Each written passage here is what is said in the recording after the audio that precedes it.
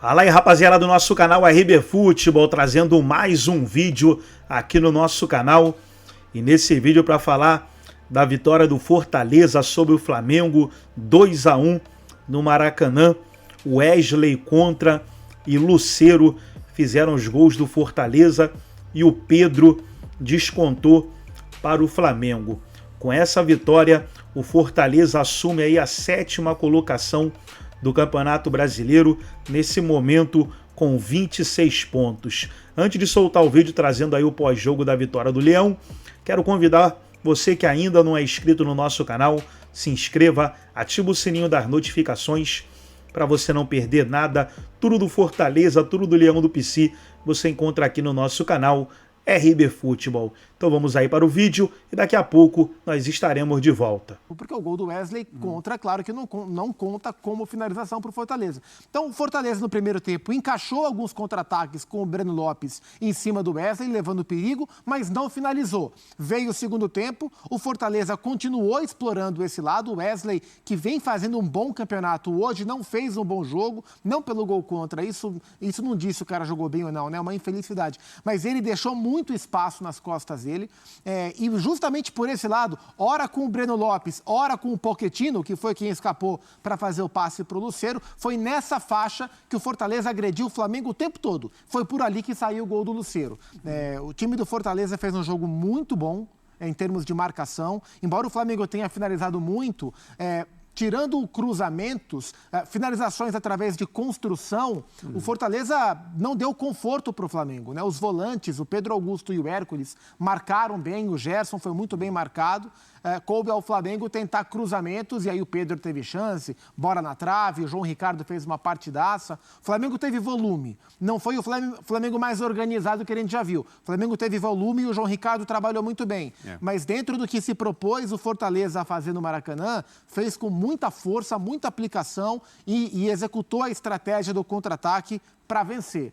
E a gente teve gol do Pedro, teve gol do Lucero. Para mim, os dois melhores centroavantes da temporada no futebol brasileiro. E que vem brigando pela artilharia do Campeonato Brasileiro, né? O Pedro é o artilheiro com 8 gols, o Lucero vem na sequência com 7. O Pedro é, inclusive, briga boa. Além de ser o artilheiro, o Pedro é o líder de assistências do campeonato. São 8 gols e 5 assistências, isso mostra o repertório do Pedro como jogador de futebol. E a gente viu o gol anulado do Gabigol. O Gabigol foi a loucura, né? Comemorando a sua redenção. Parecia o gol que salvaria o Flamengo da derrota. Boa parte do Maracanã também comemorando, ver aquela imagem do Gabigol voltando a marcar. Ele que fez o seu 6º jogo, se fizer 7, não pode mais jogar o Campeonato Brasileiro por outra equipe. Agora, futebol é muito doido, né, André? A gente, no final do primeiro tempo, teve aquela bola no travessão do Flamengo, do Pedro. O Flamengo parecia amassar o Fortaleza num determinado momento. Estava muito mais perto do segundo gol do que o Fortaleza. Sim. O segundo tempo começa diferente, né? Foi o Vojvoda que melhorou o time, será? O Fortaleza é um time muito acostumado a jogar de diferentes maneiras, mas o trabalho longo, né, médio, longo prazo, porque é o normal aqui no nosso país, faz com que, em situações como essa, um treinador como o Vojvoda tenha o seu time na mão quando existem jogadores à disposição, né? Porque o Fortaleza também não tem um elenco tão longo assim, tão profundo assim. E, às vezes, a ausência de algumas peças acaba deixando o Vojvoda meio trancado para trabalhar o time. Eu achei que o tempo todo, e para que essa estratégia fosse bem aplicada, era muito importante, talvez fundamental, sair na frente, fazer um gol no Maracanã. Foi o que acabou acontecendo por uma infelicidade do Wesley. Ele tenta tirar. Assim, o gol foi bem parecido com o gol que o Fernandinho marca no jogo contra a Bélgica. Sim. Na Copa do Mundo da Rússia. Só que a bola do Fernandinho entra mais ou menos entre o primeiro pau e o goleiro. Exato. O desvio do Wesley vai do outro lado, tira, assim, se você olhar bem o replay, o Rossi está prestando atenção na bola, de repente a bola está dentro do gol. É uma situação muito difícil para o goleiro. E aí o jogo fica muito menos desconfortável para o Fortaleza do que ficaria no caso de um empate, ou evidentemente se o Flamengo tivesse, como é normal, aliás, saído na frente. E mesmo depois do 1-1, por mais que os jogadores do Fortaleza tenham ficado um pouco indignados com a marcação do pênalti, a gente vai poder falar sobre isso daqui a pouco, eu já vou falar o que eu penso. Para mim, existe uma ação que desequilibra o Pedro na hora que ele vai finalizar. E então eu concordo com a marcação do pênalti. Mas daqui a pouco o Gaciba vai falar como ex-árbitro, ex-chefe de arbitragem, com o conhecimento que ele tem de orientações da própria regra, evidentemente. É claro que a gente tem que ouvir, entender e respeitar. Mas a minha impressão é que o pênalti foi bem marcado. Então já temos a opinião do Zupac também, que acha que não foi pênalti. É verdade. Só existe uma outra resposta, né? Já que ele te discorda, para mim não foi pênalti. Eu, assim, no momento e depois olhando as repetições, eu achei que foi bem marcado. E os jogadores do Fortaleza, claro, reclamaram muito, entenderam de outro jeito. Aí tem a questão do jogo, né? Você nunca quer um pênalti marcado contra você, especialmente no Maracanã, contra o Flamengo, com você vencendo. Mas no segundo tempo eu percebi o Fortaleza à vontade com a sua estratégia. E o gol sai como produto dessa estratégia, e como não saiu tão perto do final do jogo, a partida ficou daquele jeito bem claro, né? Ou sairia um gol na pressão do Flamengo, porque não havia outra alternativa para o Flamengo além de colocar atacantes, o Gabigol entrou, etc. E o Gabigol melhorou o Flamengo, ele não jogou tanto tempo assim. Mas depois de muito tempo, a gente viu uma entrada do Gabriel melhorar o Flamengo. Nessa controvérsia toda a respeito da permanência dele, vai agora embora, vai no fim do contrato, hoje ele entrou e assim, na hora do gol ele comemora de uma maneira muito efusiva, de costas para o gramado, sem perceber o que estava acontecendo, já com a marcação no campo do impedimento, e depois a checagem até foi um pouco longa demais, outra vez, mas tirou o picolé da mão dele. E ou o Flamengo marcaria o empate na pressão, ou o Fortaleza faria o terceiro gol de novo no contra-ataque, porque a defesa do Flamengo ficou exposta como não deixaria de ficar.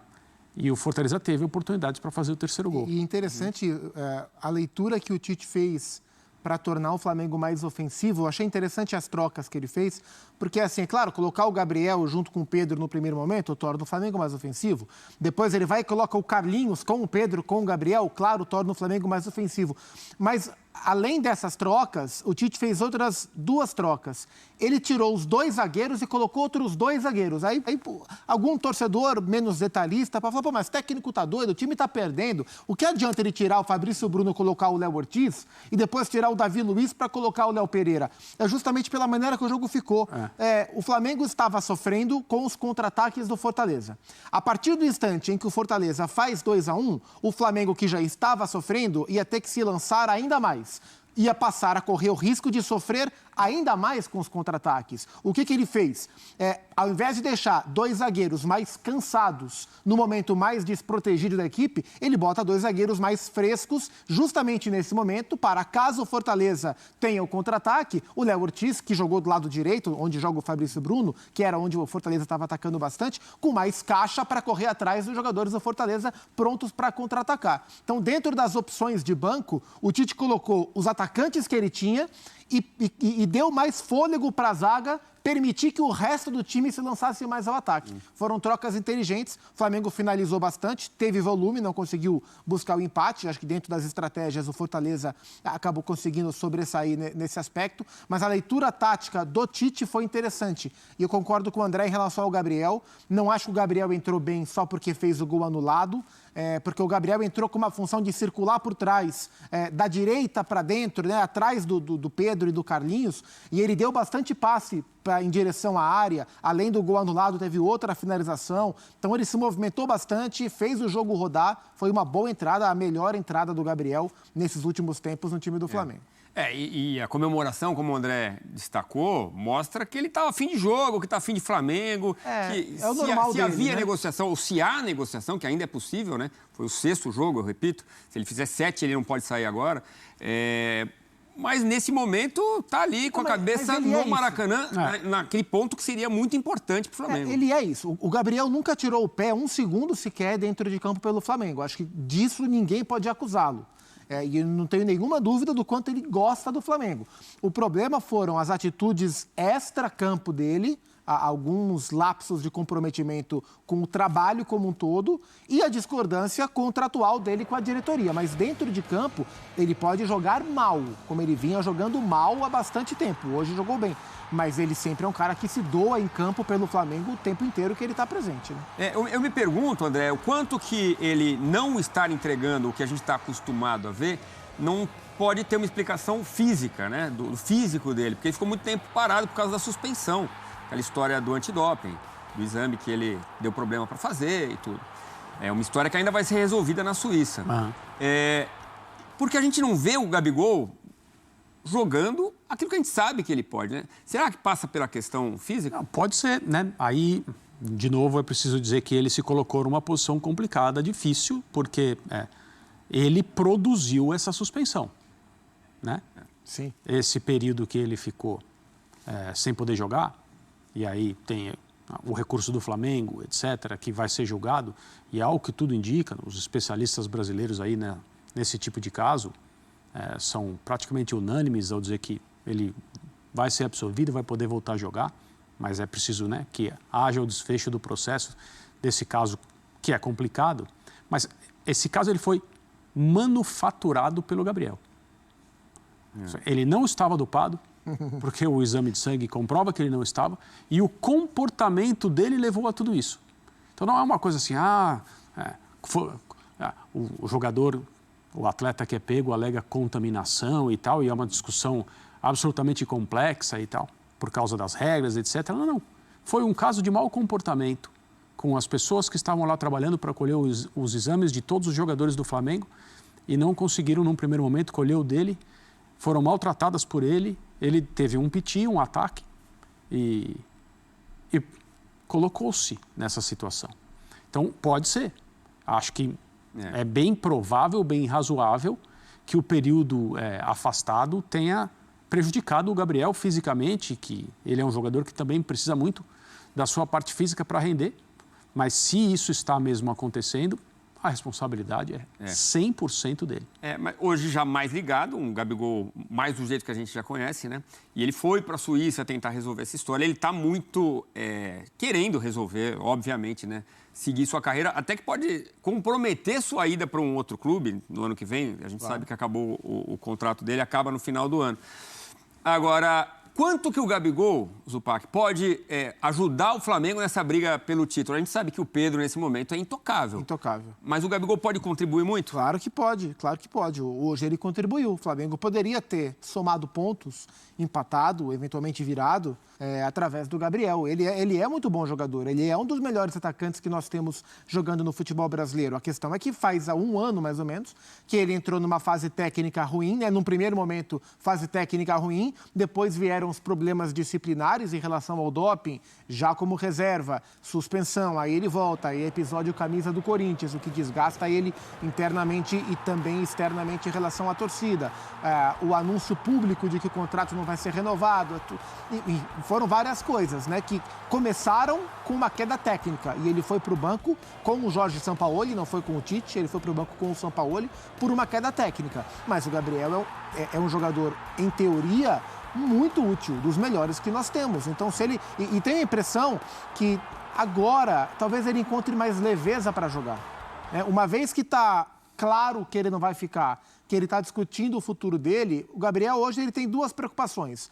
Uma que os seus empresários vão cuidar, que é o futuro dele a partir da próxima temporada. Não acho que ele vai conseguir se transferir ainda este ano, a partir da próxima temporada. E uma vez que isso fique claro para todos, tenho a impressão que para ele, esse fim de ano vale para ele conservar de alguma forma, ou tentar conservar a imagem dele com o torcedor. Porque para ele isso é importante. Ele gosta do Flamengo, ele tem uma relação forte com a torcida. E tenho certeza que ele quer encerrar essa história da maneira que ele puder fazer, dadas as circunstâncias todas, menos traumática para a imagem dele, né? Para a relação de idolatria que ele tem. E seria muito bom que isso fosse conservado, porque, um cara com a história dele, por mais que ele tenha pisado na bola tantas vezes, mas um cara com a história dele, sabe, o rubro-negro merece guardar a melhor imagem de um cara que mudou a história do clube para essa geração. Sim, né? Gol em 3 finais de Libertadores. 4 gols em 3 finais. Então, e se ele tem um ano espetacular no Flamengo agora, a partir de agora, nada impede das duas partes também chegarem num acordo. Depende, se ele já assinar um pré-contrato com alguém, impede. Quer dizer, a gente já, teoricamente impede. Né? Se assinar. Se assinar. Ou se já assinou e a gente não sabe. Não, acho que não, assinar ele não assinou não, mas a gente sabe que existem negociações, o Palmeiras quer assinar com ele, mas ele também tem o conforto de não precisar assinar agora, né? É uma questão. Bom, já a gente vai ouvir as palavras do técnico Tite, também vamos ver se o Vojvoda fala no Maracanã. E a gente tem que falar dessa... Há uma fragilidade ali. O gol do Lucero mostra que há um espaço ali que o Flamengo acaba dando, especialmente com os volantes, né? Hoje o Pulgar... Muito bem explorado. E o Pulgar e o Gerson ali. O Alan, Pulgar e Alan. O Alan saiu vaiado, inclusive. O Alan não fez um bom jogo, saiu vaiado. No lance do segundo gol, o Pochettino está acompanhado pelo Alan. O Pochettino desgarra do Alan e vai cair lá em cima do espaço do Wesley. O Alan não acompanha e ele sai vaiado pouco tempo depois, justamente para entrar o Gabriel. A gente volta ao tema, mas vamos falar das polêmicas de arbitragem no Maracanã. Vamos convocar aqui o Leonardo Gaciba. Cadê o Gaciba? Companheiro, tudo bem? Boa noite. Sempre precisamos de você, meu parceiro. Tudo bem? Boa noite. Não tem noite de folga para comentarista de arbitragem do Campeonato Brasileiro, sem sombra de dúvidas. Boa noite, senhores. É um grande prazer estar falando com vocês. Realmente foi um jogo bem difícil para a Edna e sua equipe. Não foi um jogo fácil, com lances de fina interpretação. Eu estava ouvindo vocês anteriormente e o fato de essa discordância de interpretação que existe entre vocês mesmos, né, entre os nossos comentaristas, isso por si só já mostra, eu já vou antecipando um pouco o meu comentário, que nós não temos lances de árbitro de vídeo, porque são lances de interpretação e nós temos que ser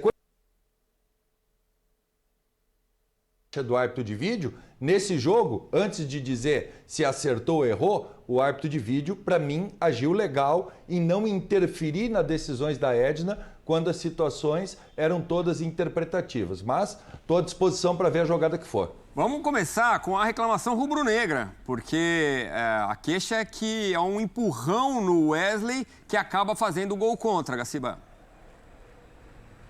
Eu vejo uma mão nas costas, aliás, duas. Não vejo nenhuma mão nas costas. São duas mãos nas costas, mas eu não consigo enxergar o que se chama de impacto, né? A ação do jogador que desequilibre o adversário, né? E eu acho que quem dá essa própria resposta é o jogador que faz o gol contra. Olha a atitude do Ed quando ele faz o gol contra. A atitude dele é de total frustração. Por quê? Ele já começou o seu movimento de impulso antes do contato físico, se eu não me engano é o Lucero, que está logo atrás dele, que encosta as duas mãos nas costas dele. Então, para mim, né, eu acho a decisão de campo acertada, não marcaria falta também. Há um contato ali, mas parece que é muito fraco realmente. Pode encostar, o que não pode é desequilibrar o amiguinho. Encostar pode.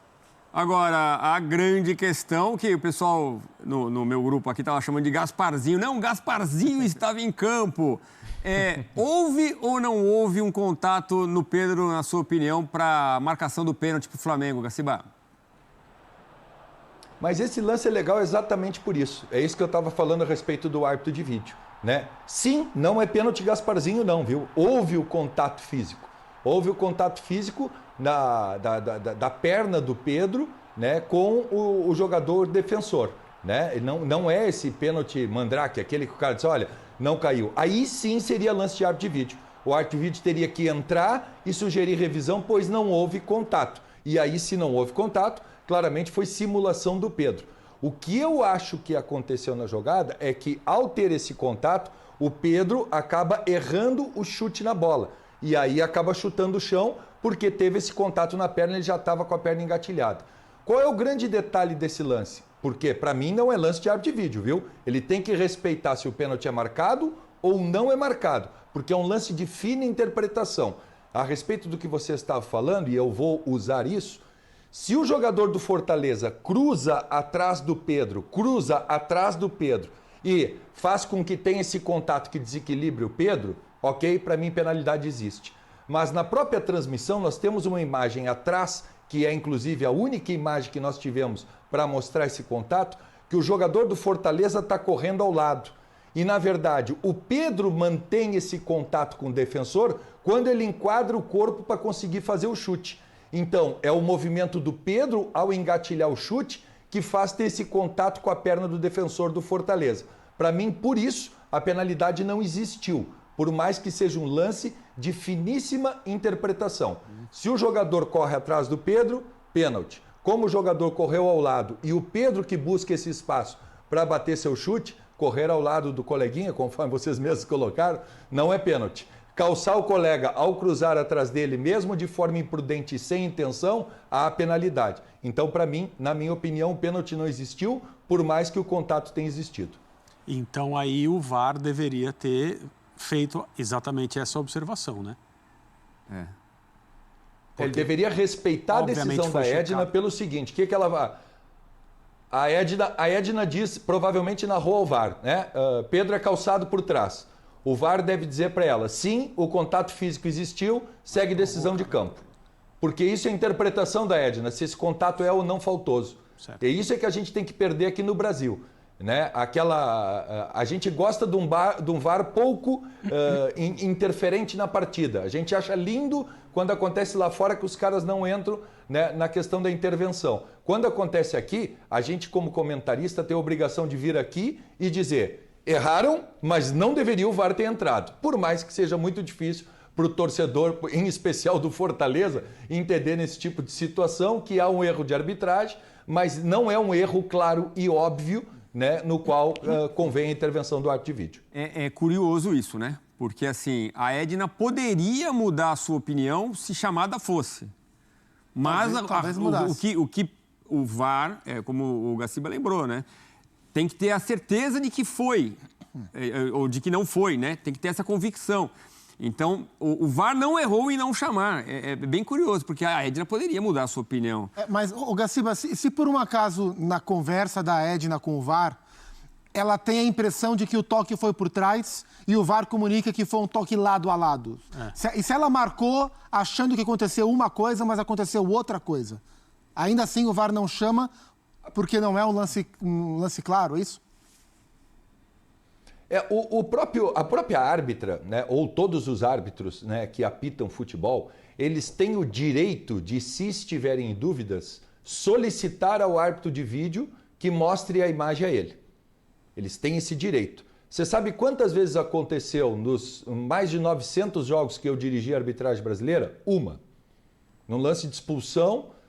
No jogo do Corinthians e Grêmio, se eu não estou equivocado, que o árbitro acaba expulsando o jogador e ele fica em dúvida e diz, separe a imagem para mim que eu quero aí dar uma olhada. Ele vai lá e confirma sua decisão de campo e acaba expulsando o jogador. Mas quem provocou a revisão foi o árbitro, não o árbitro de vídeo. O árbitro de vídeo está ali para que possa sanar erros claros e óbvios. Essa é a primícia maior do árbitro de vídeo.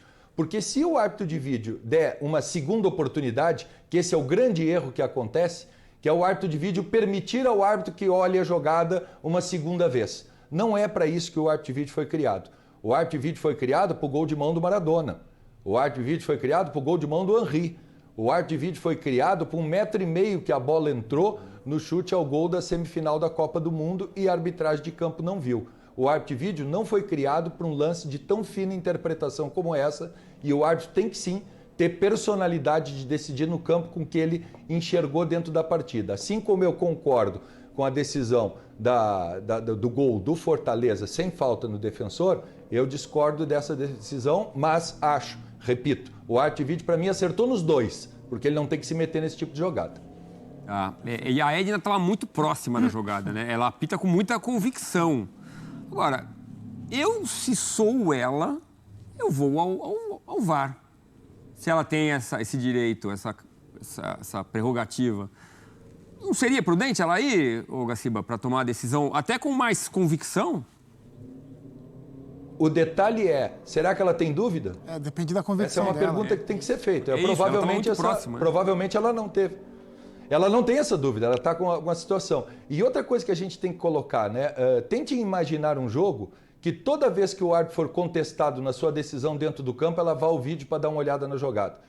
Tem treinadores aqui no Brasil, em especial, eu vou citar um porque conversei diversas vezes com ele e ele acha que é realmente assim que tinha que ser, que é o Renato Gaúcho.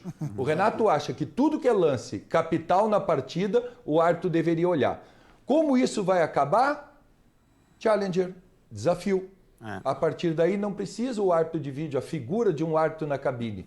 É o seguinte, se o treinador do Fortaleza achar que não houve a penalidade, Edna, por favor, eu te desafio, vem até o monitor e observa se você acertou ou você errou. Quem vai propor o desafio são os treinadores, através de pedido dos seus capitães ou até por pedidos próximos. Isso vai sanar 50% das polêmicas que existem no futebol. E quantos pedidos você imagina, Gaciba, por período? A FIFA está testando dois por período, mantendo a decisão, o árbitro, o treinador mantém o seu pedido. Eles estão testando 2 por períodos. Né? Isso aí, só por si só, seriam 8 paralisações na partida. 8 paralisações na partida. Levando em conta que, nesse caso específico, nós não vamos ter todo aquele tempo de checagem que o árbitro de vídeo normalmente tem, nós vamos colocar aí por volta de 1 minuto e meio, mais ou menos, com 8 desafios. Né? Nós estamos falando de 12 minutos de impacto no jogo. Para mim é muito. Eu acho que nós tínhamos que ficar no campo de 1 desafio por período para cada um dos treinadores, e aí nós já estamos falando de 6 minutos que nós vamos colocar mais no tempo do jogo.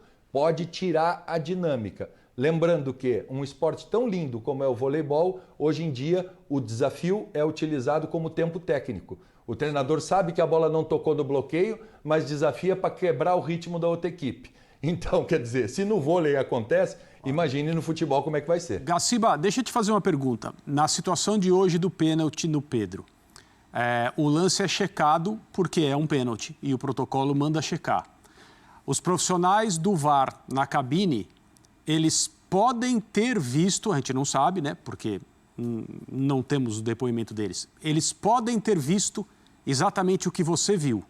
O jogador do Fortaleza estava correndo de lado e o contato é provocado pelo atacante, então não pênalti.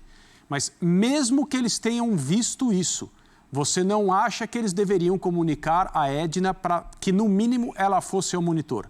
Porque o lance é muito polêmico. Não é um erro claríssimo da arbitragem de campo. É essa a ideia? É um lance de interpretação. Eu vendo vocês dois conversando agora no programa, eu vejo que os dois argumentos são muito legais. São 2 argumentos defensáveis. Isso aí, se você botar um torcedor do Flamengo e um do Fortaleza, cada um que tiver a sua opinião, ele vai ter argumentos suficientes para dizer se foi ou não foi pênalti. Então, esse é o tipo de coisa que o árbitro de vídeo tem que ter consigo. Não existe um erro claro e óbvio. O que seria um erro claro e óbvio?